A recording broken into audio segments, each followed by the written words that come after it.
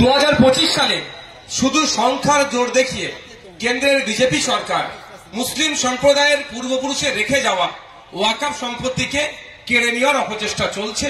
এই আইন প্রত্যাহারের জন্য আমরা যেমন সুপ্রিম কোর্টে মামলা করেছি, মাঠে ময়দানে আমরা লড়াই করছি, লড়াই করে যাব।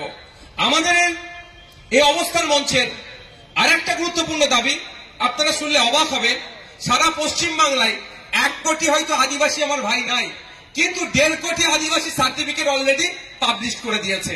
তার পরিবর্তে কি হচ্ছে, রহমান টাইটেল, রহমান আদিবাসী কোটায় চাকরি পাচ্ছে, ব্যানার্জি আদিবাসী কোটায় চাকরি পাচ্ছে, চট্টোপাধ্যায় আদিবাসী কোটায় চাকরি পাচ্ছে, দাস আদিবাসী কোটায় চাকরি পাচ্ছে, খাতুন আদিবাসী কোটায় চাকরি পাচ্ছে।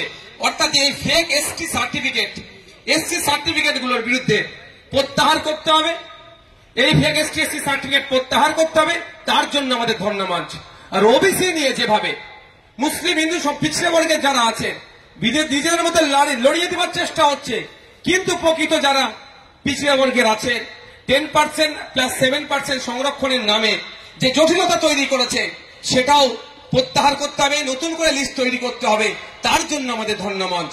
আমাদের ধর্ণা মঞ্চ ভিন রাজ্যে যেভাবে পরিযায়ী শ্রমিকদের উপর অত্যাচার হচ্ছে, অত্যাচার বন্ধ করতে হবে। বাংলায় কথা বলার জন্য বাংলাদেশি তকমা দিয়ে তাদের আক্রমণ নেমে আসছে। আক্রমণের শিকার কখনো আপনার লোকমান হচ্ছে, আক্রমণের শিকার কখনো সোমনাথ দেবনাথ হচ্ছে, আক্রমণের শিকার কখনো সাবির মল্লিক হচ্ছে, তো আক্রমণের শিকার কখনো দীপু দাসেরা হয়ে যাচ্ছে।